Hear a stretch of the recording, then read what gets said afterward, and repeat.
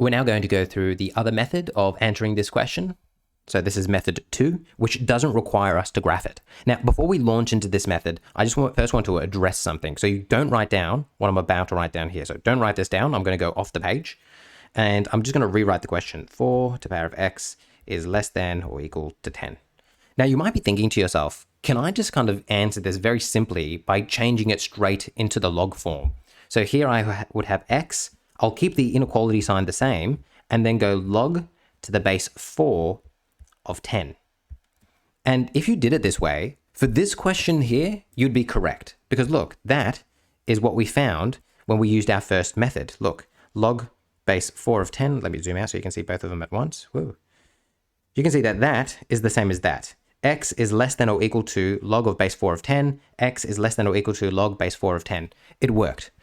But here's the thing, and this is why I didn't want you to write this down. This method here won't always work, because sometimes you're actually going to have to flip the inequality sign. And if you just do it straight this way, it won't work. In the second example of these notes, we're going to be seeing an example where this doesn't work. For this first example here, it does work. But I don't want you relying upon this method. Otherwise, you're likely to make a mistake when that inequality sign needs to be flipped. Okay, let's now zoom in to show you how you should approach it. The way that you should approach these questions is by logging both sides. So take log of both sides.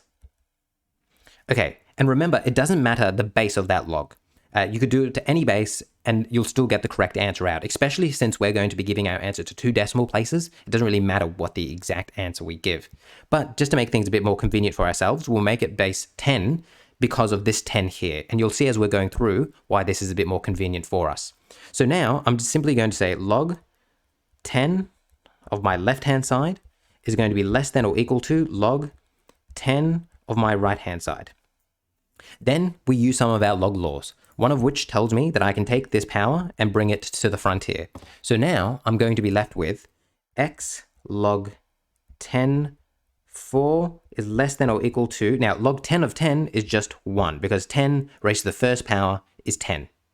Now, the next thing that we're going to do here is I'm going to divide by log 10 of 4.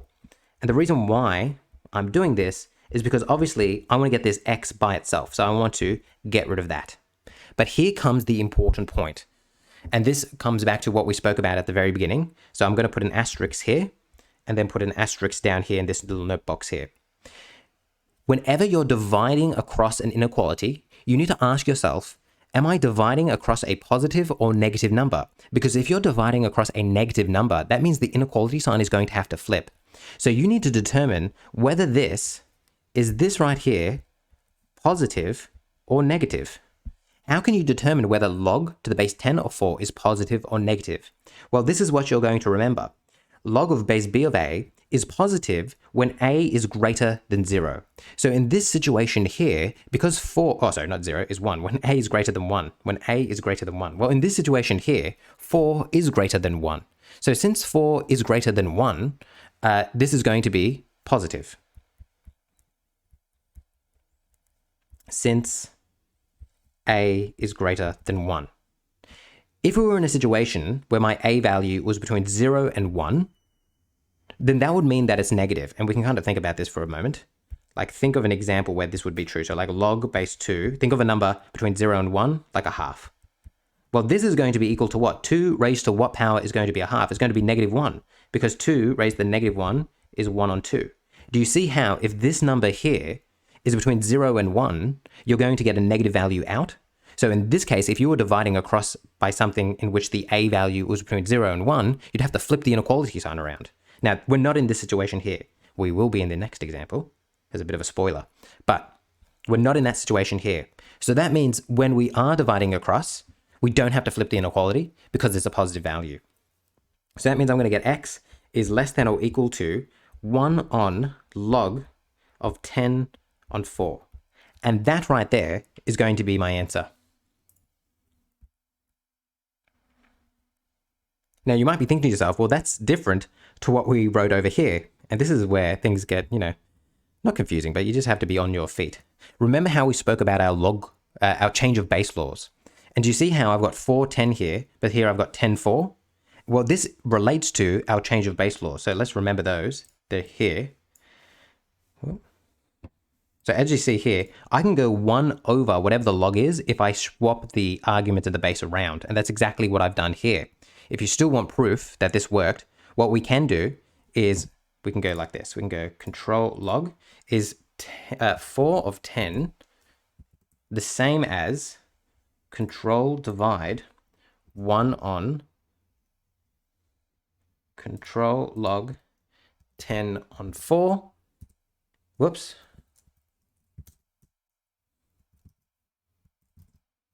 Control enter. And sure enough, we get the same thing out.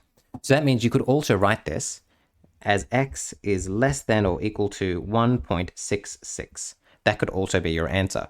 So hopefully you can see that these are the same way of doing the different ways of doing the same thing.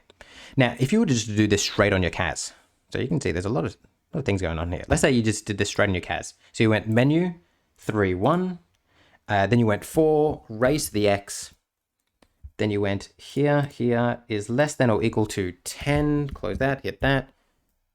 You're going to get this out.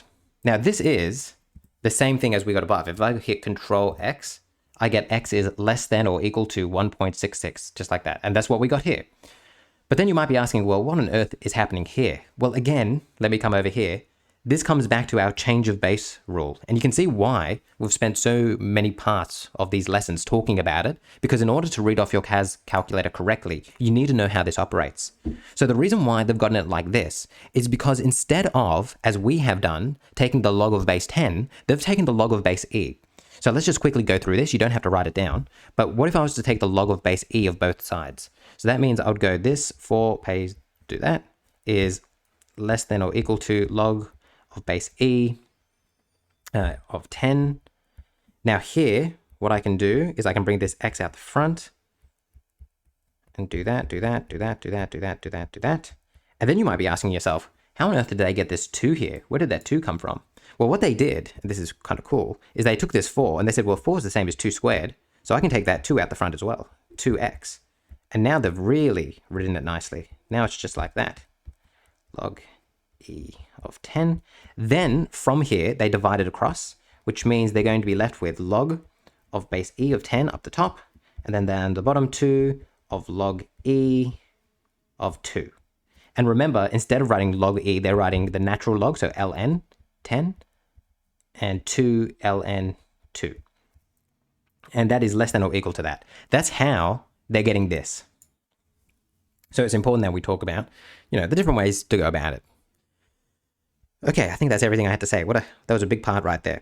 But hopefully you feel comfortable with how this works. We'll go through another example very soon. So you might like to give that one a go before watching me do it. I'll see you in the next one.